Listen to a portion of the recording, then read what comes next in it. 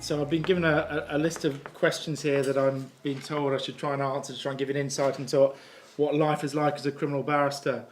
And the first thing that I've been asked to say is why I chose the bar and why I chose criminal law. I didn't really have a career in law on my radar at all. I studied French as an undergraduate. I thought at that stage I was going to go into some sort of European business role of some kind, and didn't know anything at all about what a lawyer was, and certainly didn't know nothing about what a criminal barrister was. And I remember having a discussion with a friend and sort of saying the sorts of things I thought I was good at, one of which was public speaking. And that was the first time it was put on my radar. Somebody said, well, if you like public speaking, a barrister is a job you should think about. So I went off and got a mini pupillage, and I was hooked. I'm afraid that happens to a lot of people. You go into a mini pupillage, you see exciting things going on at the Crown Court, and you never look back. And so that's what I did, and I was fortunate enough to get into bar school, as there was only one back then. I got one offer of pupillage, and I then did my criminal pupillage, and I've been practicing in crime ever since. I only ever wanted to do crime simply because I don't find law as an academic subject very exciting at all, I'm afraid.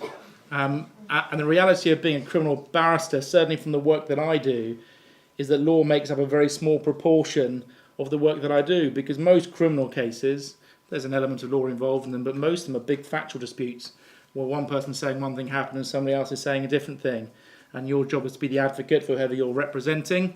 And so advocacy is really the main thing that a criminal barrister does. So if you're sitting here thinking to yourself, I don't really like speaking in public, this probably isn't the career for you, because that's what I do every day. I'm in court every single day, and I'm being paid to be an advocate. So that's how I got into criminal law. The sorts of cases that criminal barristers from my chambers do, we prosecute and we defend. I probably prosecute about 60 to 70% of the time and defend for the rest of the time. I only do crime. All my work is almost exclusively state-funded work, so that means prosecuting for the Crown Prosecution Service and defending legal aid work. I do the full range of criminal offences in almost exclusively the Crown Court, and do some Court of Appeal work as well. And in more recent years, my practice has moved towards doing a lot of sexual offences. Sexual offending cases take up about 40% of Crown Court trials in the UK at the moment. So that's one of the reasons why I do so much of that, prosecuting and defending those.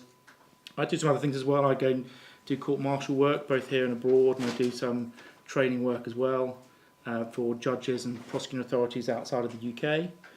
And since about 8 or 9 years ago, I've sat as a recorder, so that's a part-time Crown Court judge. So it means I sit for about a couple of months each year as a Crown Court judge, the same powers as a Crown Court judge, but I do on a part-time basis, and that's been a facet to my career which has really reinvigorated my interest in the law, because I've been a barrister at that stage when it happened for about 12 years. And as a junior barrister, you're always a junior barrister unless you become a QC or you go down the judge route. And so becoming a part-time judge really sort of brought back my interest again in the law and has given me a new skill set. What do I find appealing about the area of practice? It's fascinating. You meet weird and wonderful people. You hear crazy stories. You see things happening you never thought you'd see. You hear from people who have a way of life and a walk of life that you've never experienced yourself. It's eye-opening. It's exhilarating. Sometimes when people sort of say to you, well, what's your job and do you enjoy it? You ask your friends, they say, oh, I work in a bank or I do something other. And it's a means to an end of earning a living. I mean, I say this repeatedly, but I kind of sometimes have to pinch myself, that I'm getting paid for what I do, because it's very exciting. I can't tell you the thrill you get from cross-examining a witness where you've got some good evidence to work with, the thrill of doing a closing speech to a jury where everybody's hanging, hopefully, on your every word. And as you can probably sense, there's you like to be the centre of attention. That's a barristerial thing, I'm afraid. The bar attracts people that like the sound of their own voice and who like being in the middle of things, because that's what we are. But it's great. It has its downsides. It is hard work. It's increasingly hard work at the junior end to earn a good living. and people at the junior end are now having to diversify, and some people are having to turn away from crime completely because it simply isn't paying the bills, and that's a big concern. It's demanding on your time, it's demanding on your life, and it takes its toll on you as well. We were just talking a moment ago about how one of the buzzwords at the bar at the moment is well-being, because for a number of years no one's really thought about the impact of prosecuting and defending serious cases back-to-back has on people. And we started... I think you've arrived. I think you're okay. And so it takes its toll on you. And, you know, we like to think that we're robust and that we can get through things, but you realise that cases like that have an impact. So we're becoming more mindful of the fact that we need to have a work-life balance, although that can be difficult. And it means that sometimes you are sent to places at short notice. You might be asked the night before to go to another part of the country, to be somewhere very early the next day and be ready to start a case. And you might have had plans that night to go out for dinner or go to the theatre or do something, and you have to cancel them because when you turn up the next morning, the judge doesn't want to hear you say, well, I'm not ready, I need a couple of hours because I went out for dinner last night. You don't have excuses like that. And so that means that you have to have flexibility. And that really leads on to the last thing that they've asked me to speak about, which are key skills and personal qualities that you need to succeed at the bar. And hard work. You have to be robust. It's demanding physically and mentally. You have to, as I say, be prepared to be flexible. You have to have the aptitude to work under pressure. And you need to be able to take on board lots of information in a short time scale. And you have to be a good advocate, and you have to be a good communicator. Because your job as an advocate is to communicate to all sorts of people. And the best communicators make the best criminal barristers. Hi, so my name's Anton. I'm in practice at Goldsmith Chambers. I've been asked why I chose the bar. 3 reasons, really. The first is I was employed for 15 years before coming to the bar, so I really like being self-employed. That was a big advantage for me. I chose the bar because of advocacy.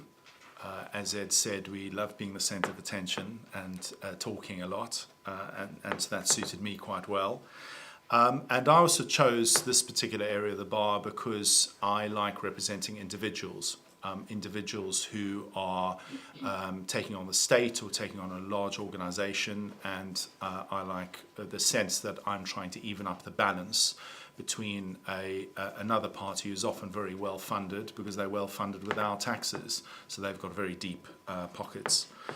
Why I chose this area of practice, my background is actually in civil law, but as a result of some of the things I do, I practice in parts of the criminal justice system as well. So the parts of the criminal justice system I practice in is in confiscation law. Under Section 10A, I represent partners and wives and girlfriends of convicted criminals who are trying to salvage what they can out of proceeds of crime and say that that money doesn't belong to their loved one, belongs to them, and the state should keep their hands off it. Another area of practice is regulatory law. So I represent registrants before their professional regulators, solicitors before the SRA, doctors before the GMC, and so on and so forth. And there's a lot of overlap in the advocacy skills Ed has spoken about in regulatory law. Inquests is another area, again, a lot of overlap with criminal law.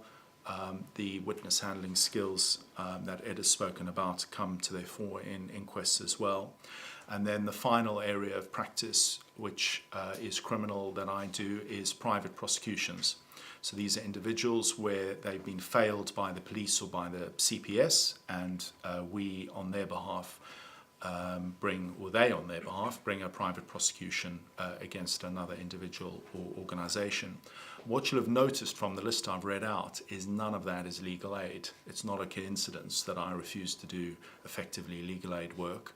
There are a lot of people in my chambers who do legal aid work, but I refuse to do floating trials.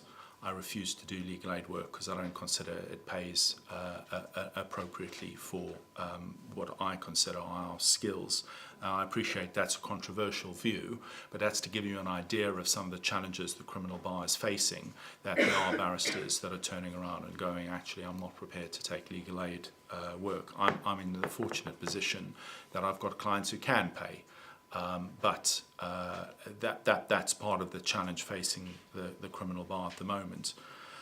The sort of cases I deal with, confiscations, also deal with any confiscation not involving drugs, cash, alcohol, tobacco, vehicles, all of those cases, I'll deal with those as well. Regulatory law, my clients often are being threatened with being struck off and losing their livelihood.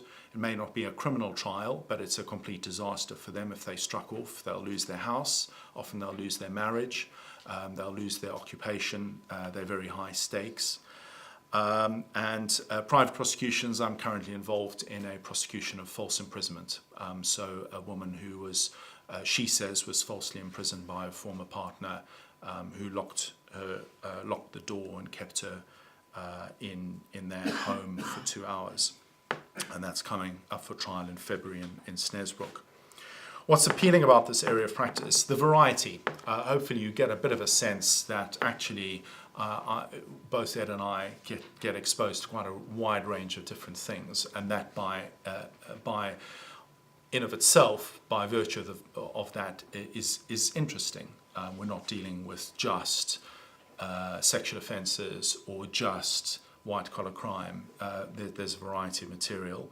I've spoken about the other thing I find appealing. I don't deal with a legal aid agency, so I don't have endless fights with them arguing about whether I did the prep or didn't do the prep and they'll pay me in a year's time. Unless my client pays me, I don't go to court. It's very straightforward. So that's a big plus to me. Like Ed, I sit as a part-time judge. I sit as an assistant coroner in West London, and that variety I find interesting. Dealing with families that are not represented, dealing with deaths in prison. I have a jury inquest starting on Monday about a death in Wormwood Scrubs. I won't say yet another death in Wormwood Scrubs, I'll just say a death in Wormwood Scrubs. Finally, the thing that I find appealing is often dealing with some of the most vulnerable in society and giving them a voice. And that sounds very trite, but when you have an individual who is grappling with the Ministry of Justice or with their regulator or with the police, and they feel that they've been very badly let down, effectively we can speak for them on their behalf and try and achieve what they've been unable to achieve because they have mental health problems or substance abuse problems, or because they are tarred as having a criminal conviction. Nobody is keen to hand money back to the wife of a convicted criminal, but she hasn't been convicted. She's going to lose her house. Her children are going to lose their house. Somebody has to speak up for her, and otherwise she wouldn't have a voice. Lifestyle implications. Lots of travel. It would be great if every single case was at the Royal Courts of Justice. The reality is I'm on a very early train to Folkestone Magistrates Court arguing about £26,000 of cash that's been seized by Kent Police. It's not very glamorous, travelling down to Folkestone Magistrates Court on a train. Ed's spoken about unsocial hours. Very frequently will be instructed by a client late in the afternoon to go to court the next morning with a large volume of material to get through. You can't say, I'm terribly sorry, I have a birthday party to go to or I have a dinner engagement. So it crashes through whatever social arrangements you have, which causes some of the well-being problems Ed has referred to as well. Key skills. This is fundamentally an advocacy profession. You have to have advocacy skills. You have to be able to persuade a tribunal or a court or a decision maker why your client is not the devil incarnate and why they should have their 70,000 litres of vodka back, although they haven't paid any duty on it whatsoever and they have a criminal conviction for smuggling. You have to actually, it's been very self-deprecating, you actually have to be reasonably bright. There is law involved. You have to understand the law. You have to understand the legal principles that are engaged, and you will make an enormous mess if you don't understand the law. If if you are not bright enough to engage with the law, if you're not bright enough to rapidly get to grips with an area of law with which you are not familiar, this is not the profession for you, because you can make an enormous mess for your clients by running things which have no legal basis, or equally by not running things that should have been run and making a horrendous mess. By virtue of the areas of law both Ed and I in, we often, I suspect Ed does, I certainly do, get approached by clients where a mess has been made of their case, and we are now trying to salvage something out of the disaster that has occurred. Frequently, that disaster can have been completely avoided if the obvious legal point had been taken and if the law had been understood. If you're not bright enough to do that, if you're not bright enough to grapple with areas of law, you are going to struggle. You can have the gift of the gab. If you can't explain to a judge a complex area of law, you're going to be in deep trouble. And finally, the words of Ed's I really liked was the word robust. You can't be in this profession if you are looking for self-affirmation. People do not go around telling you all the time how wonderful you are. They go around telling you what an idiot you are, what a mess you've made of their case, how they think they have overpaid you for your services, and how they are going to bitterly complain about you, and that's just the judge. So everyone complains. The other side complains, your client complains, your solicitor complains. If you are sensitive and if you are not robust enough to take continual complaints, this is not the profession for you. You do not get back to chambers to find a Cartier watch waiting for you as a thank you present unless your client is involved in handling stolen goods. So you do not get endless thanks. I walked out of a hearing in front of Judge Hopmeyer at Kingston. He's the preeminent expert in confiscation law. We managed to salvage our client's entire house, despite her husband being sent to prison for a very lengthy period for cannabis importation. And the first words were, "Why didn't you get me my costs? Why am I having to pay you? Why are the other side not paying your costs? No, thank you for saving my house for me and my children." That was the first thing that was said. So you have to shrug that off. You will be continually moaned at. And so that's a quality which you have to have. If you are hypersensitive to criticism, if you have a thin skin, this is not the career for you. Ed, anything you want to add? Or the only thing that struck me in terms of skills from hearing you speak is two sort of skills which are sort of allied to each other but are important. It's common sense and judgment. You need to. People will come to you for your opinion, and they expect you to give your opinion.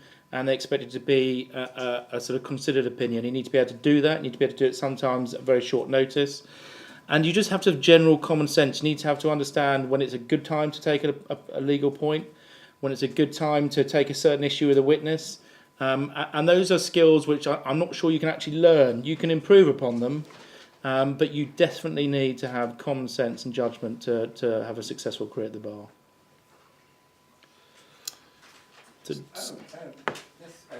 People are open for questions. So mine is a quick one. I've already forgotten your name, and I would like to know your chambers. My name, Anton van Dellen, Goldsmith Chambers. I don't want to give you the impression that everyone in our chambers shies away from legal aid. Quite the opposite. Anton van Dellen. So, the vast majority of criminal barristers, the reality is that the money comes from legal aid or from the CPS. But the fact that there are people who say we are not prepared to take legal aid work, and there isn't legal aid work in certain areas. There's no legal aid work for some driving offences, for example. That has to be privately paid. But there is a growing realisation that the money is just not in the system for people to carry on being represented as well as we would necessarily want them to be represented.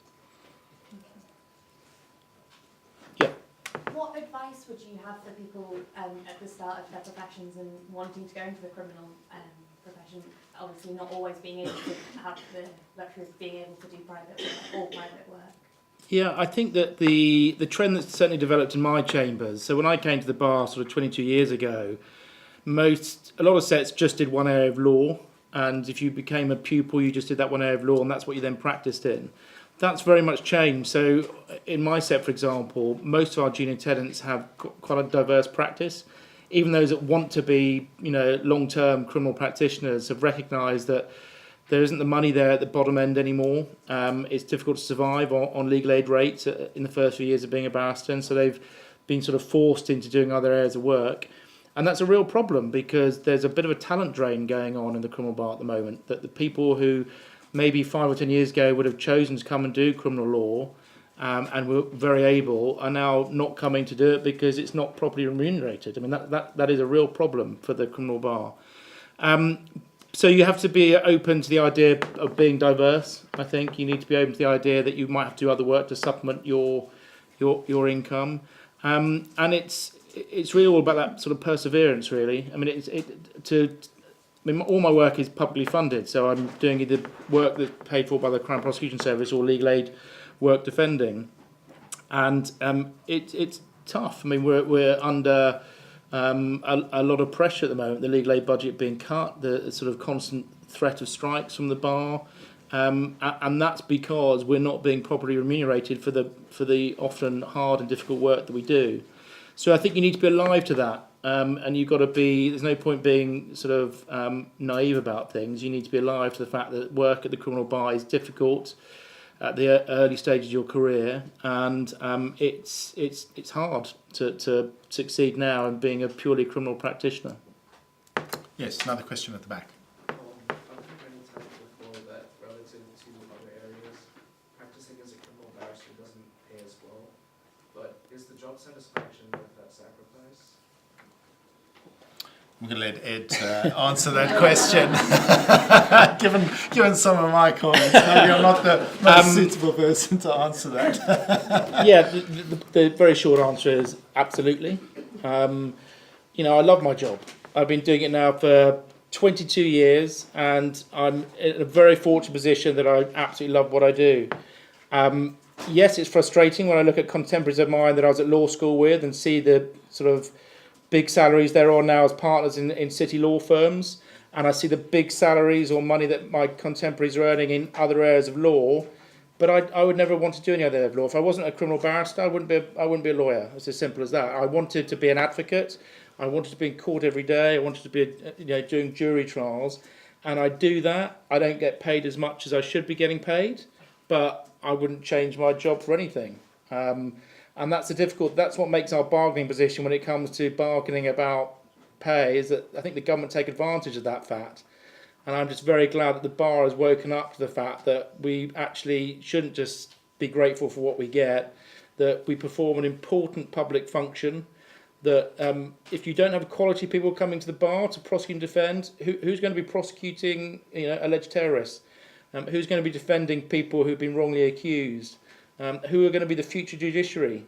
If you're not attracting quality people from diverse backgrounds, and I'm afraid to say that the way the legal aid rates are going, that's in real jeopardy. And I've spent the most of my time in the bar trying to make sure that the job is open to people from all sorts of backgrounds, and we're going back to a situation where people aren't coming to the criminal bar anymore unless they've got private income, and that's a real shame. But it's worth it. I mean, I love doing what I do, and I wouldn't change it. Yes. Is there any grey areas between the commercial law and criminal law with regard to robbery acts? Well, I think it's fair to say that when a commercial client or a civil client comes to me, increasingly we're advising them not only on civil remedies, but we're advising them on private prosecutions as well, and there are a variety of different reasons for that. Some relate to the difficulty of proving fraud in a civil court and the very small difference that there is between that and being in a criminal court. The costs of being in a civil court are higher than being in a criminal court. A criminal court is quicker than a civil court. So there's potentially less cost exposure in a criminal court. So we're very alive at about the interface or potential interface between the criminal justice system and the civil justice system. In terms of the Bribery Act, we tread very, very carefully with our clients, particularly our international clients. If any part of the transaction touches the UK, the Bribery Act will be triggered. So they are a lot of our clients, particularly from parts of the world which the regulatory jurisdiction is not as strict as the UK, are very careful to make sure that they don't touch the UK in any way. And having a UK-based lawyer is one of the ways that this jurisdiction can be touched. So we're very, very careful when we're advising our clients about when they would trigger the Bribery Act, and we're very alive to that being an issue with some of our clients, and we have to give some fairly tough advice to some of our clients as well about what some of the activities may, the effect that some of the activities may have.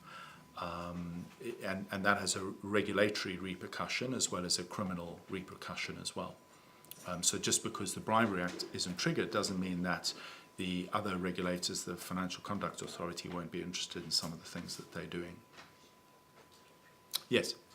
As sitting as judges, has that improved you as advocates, would you say? For my part, I say absolutely, because you see things firstly from a whole different perspective. When you're sitting as a judge, you're able to, I think as advocates, you want to think you're being wholly independent, but you get invested in your cases. I think sometimes you kind of don't see the bigger picture, and I find that sitting as a recorder, I kind of can see what's going on. I can interpret how juries are reading witnesses, for example, that I never seem to be able to do as an advocate. It also helps you understand, what it's like to be on the receiving end of legal submissions. What makes it, what makes a good advocate. So I think those are things that I've learned. As I say, it kind of reinvigorated me because I think I'd got to a stage in my career where I kind of needed something to sort of reignite my passion in sort of criminal law, and that it's done that. And I thoroughly enjoy sitting as a recorder. And yeah, I think it's improved my skill set. Yeah, I mean, you're going to hear this a lot. I agree with Ed. That in addition, in a coronial setting, it's an inquisitorial system as opposed to an adversarial system. So the judge, in fact, the coroner starts by asking the questions. So I found that really interesting because it gives me an ability to ask questions while maintaining impartiality. And much like Ed, it's increased my knowledge and interest in a particular area of law.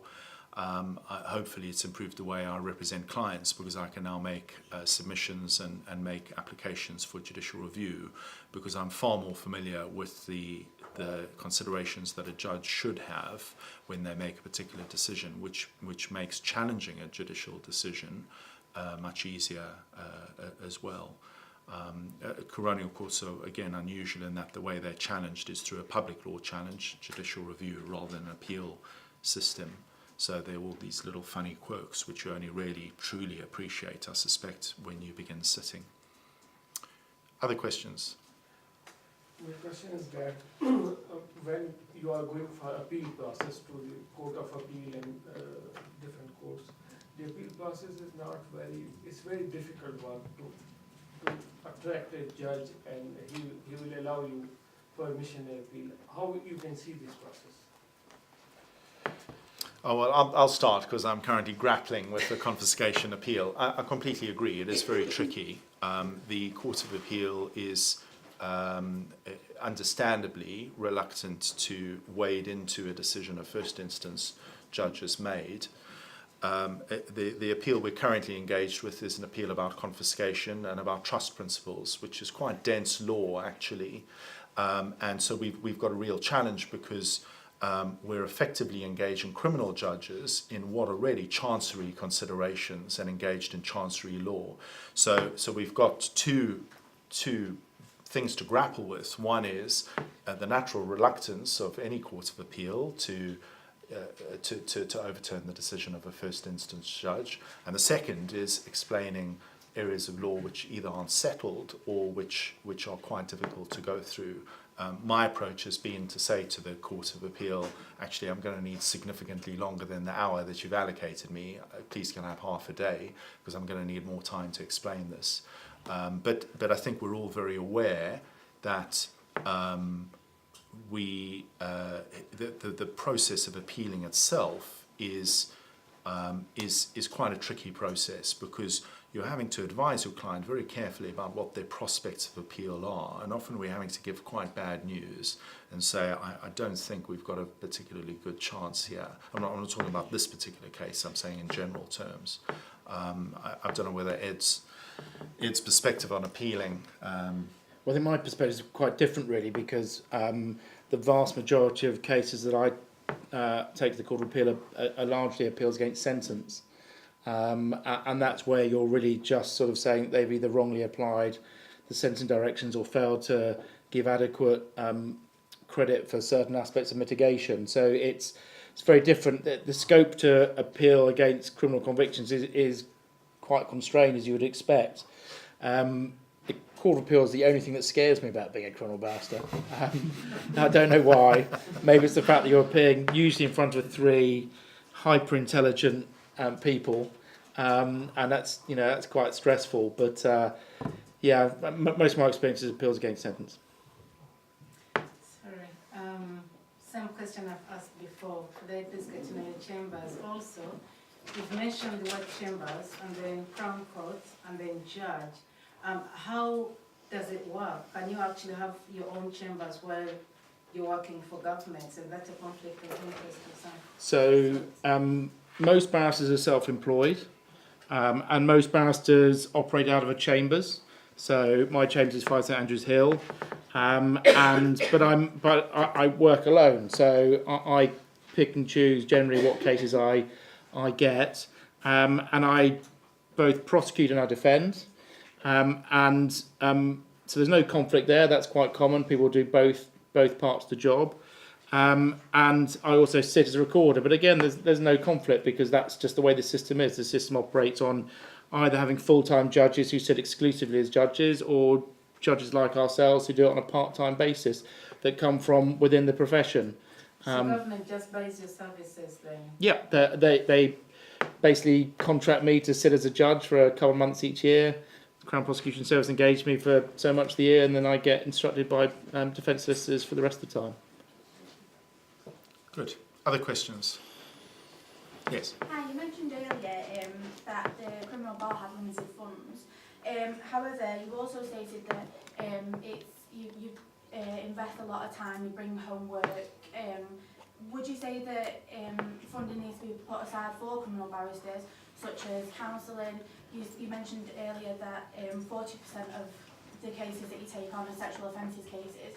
And my dissertation that I'm currently involved in is on sexual offences and also consent. And when reading upon it, I bring stuff home as well, constantly thinking about it. Would you say that more needs to be brought forward for criminal barristers? I mean, I absolutely believe that we should have been doing more about this before now. And I think the problem's been because we're all self-employed, that people sort of generally don't think of the broader picture. They just worry about themselves. But I'll give you a very quick example. I was defending a young man with very low IQ, lots of difficulties, charged with sexual offences against members of his family. And I had an intermediary because he had such difficulties with communication that I had to engage the service as somebody that would help me communicate with him so he could understand what was going on. And at the end of the case, we were waiting for the jury, and we had to have the conversation with him about, well, look, these are two scenarios that might play out. You might be convicted, and then this is the sentence you're going to get. Or you might be acquitted, and you might effectively walk out the door. And so we said to him, where are you going to go and live? And he's 16, and he said, I don't know. Half my family have made accusations against me of a sexual nature. The other half of the family don't talk to anymore. I don't even have a document with my name or photograph on it. I just generally don't know what's going to happen when I leave. If I leave, what's going to happen to me? And we walked out the cells, and the intermediary broke down in tears. And she sort of said to me, I've been doing this job, she said, for years and years. And she goes, I like to think that I'm really robust and it doesn't have an impact upon me. but she was heartbroken. The fact that we were dealing with that really tragic situation, and it just made me reflect that, you know, we like to think that it's water for ducks back, and we finish one case, the next day we start another one. It doesn't have any impact upon us at all. But I think the reality is it must have an impact upon us, and we just haven't appreciated until now and recognised that it's had an impact upon us. And I think that the fact that there is now this focus on well-being is really, really important. I'm really delighted that, you know, the Bar Council are, you know, promoting the idea of well-being, that barristers actually have to look after themselves, and not just physically but mentally, and develop and deploy techniques that they can use, and to not be afraid to seek out counselling. And for me, that's long overdue. I like to think that I cope with it all because I have a life outside the bar, and I do all sorts of things, and I have an ability which I think you need to have, which is the ability to switch off. You know, the case finishes, someone goes to prison for a long time, you walk out the door, and that you just, you know, you have to put it behind you. And I like to think that resilience, as, you know, criminal practitioners, that's what we're capable of doing. But I think we do need to be mindful of the fact that it does have an impact, and we should be, you know, looking after ourselves a bit more. Good. Any more questions? Yes. The focus on prosecution, defence, or a mixture of both in terms of chambers work can be something that distinguishes chambers. Are there any other important considerations that you would suggest taking into account when comparing criminal chambers?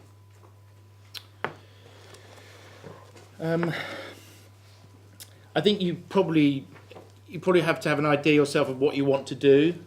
And you get that idea by going and getting work experience and doing mini pupillages, and going out there and going to courts and just seeing what happens, because you don't want to find yourself in a set which only prosecutes if you suddenly decide that that's not for you, or that you quite like to defend.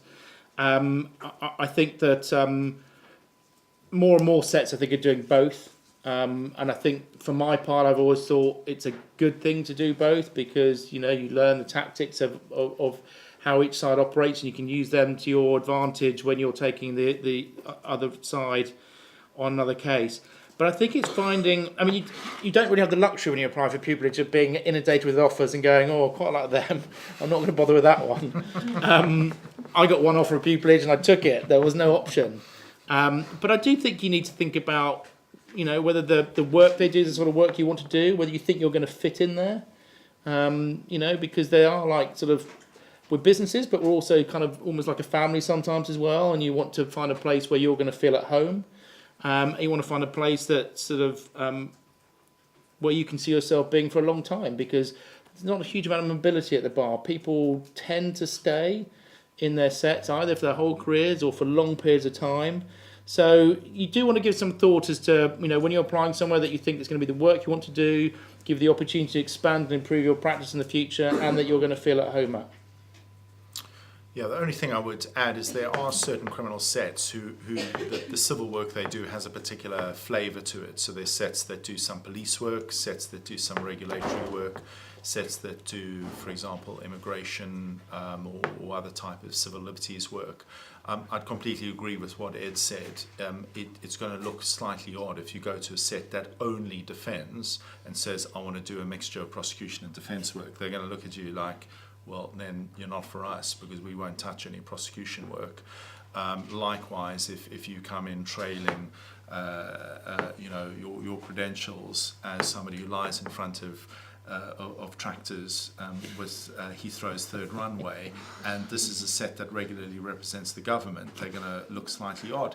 But actually, don't necessarily take that as the case, because as Ed said, sets are increasingly looking at both prosecuting and defending, and people that I've thought would never land up going to a particular set have landed up going to that set, because the set has clearly recognised that they want to diversify and they want to attract people that are not only prosecution minded and to do have a civil liberties interest. One of the best explanations I've heard, whether I agree with it or not, I still haven't quite worked out, is from somebody who regularly represents the police.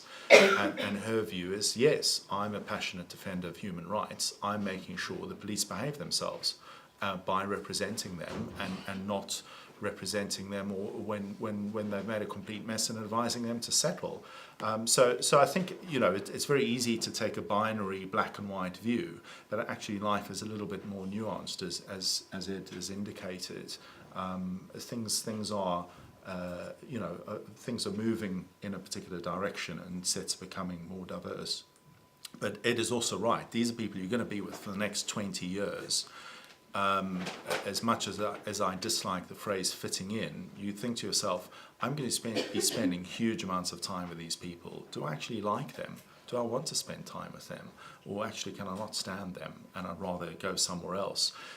One of the reasons people finish pupillage and go to another set for their third sex is because they just feel more comfortable with the atmosphere in that chambers, or with the type of work that chambers does, and they just didn't feel as comfortable in the set where they did pupillage. Nothing wrong with them, nothing wrong with either set. They're just looking for a home, basically, where they feel more comfortable. Any other questions? Yes? It was mentioned that trying to practice in the area of criminal law can be quite difficult and quite challenging to actually get into that area of practice. What would you say is the most challenging part anyone who's aspiring to practice in that area is likely to face along the way? I think it's financial at the start, because when I started out, you were being pretty well paid for doing things like magistrates court work, which is where you sort of cut your teeth as a trainee barrister. You might have to wait months and sometimes years to get paid, but you were getting paid. And now I think it's difficult because a lot of solicitors do their own in-house advocacy, so that's reduced amount of work at the junior end, and the fees that you get paid at the bottom end are really not enough to live on. So that's the biggest challenge. I think that's really that for me is probably the biggest challenge for people coming to the bar now, and that as I said, that worries me enormously, because I think we're putting off people. When I came to the bar, it was not quite as bad as it had been, but it was still the preserve of sort of the middle classes and people that could afford to come because their parents could help them pay. And we've tried very hard over the last 20 years to open up our profession to people recognising that quality comes from everywhere. And the danger that we're finding ourselves in again now, as the funding for criminal work is under enormous pressure, is that we're not attracting that talent, and the only people who can afford to pay the exorbitant fees for the bar courses are those with private support and private incomes. And that, for me, is a real bad backward step. I think it's disadvantageous for the public, let alone for the profession, but for the public as well, that we're not seeing that diversity coming through. So money is the challenge. Yep. And on that point, is there any hope of that improving? I think it's unrealistic to think that it's ever going to be on a par with other areas of law, but we as a profession realise that we should be getting paid more for the work that we do. The fact that we've had cut after cut, not even an inflationary increase for basically 15, 20 years, and that is unacceptable. And thankfully the bar are recognising that that's unacceptable, and that's why they've been slightly more militant in the recent past. I think that one of the great things that have come out of things like the Secret Barrister book, for example, is that it's helped us win over the public in terms of recognising that it's not fat cats doing criminal law, that that's grossly misrepresentative, that there are lots of people out there doing publicly funded work, working very, very hard, but not getting properly paid, working in a crumbling system which is under enormous pressure. And I think the Secret Barrister book has helped us persuade politicians and the public and the media, which has been a real problem for us in the past, that it's underfunded. And so the recent announcement they've increased the legal aid amounts for graduated fee work, which is what most criminal barristers are paid by. That's welcome. I think the government are recognising there needs to be some sort of inflationary increases. So I would like to think that although it's not going to get significantly better, that it will improve for most of us. I think that might be all we have time for today, and hopefully that's ended on a slightly hopeful note.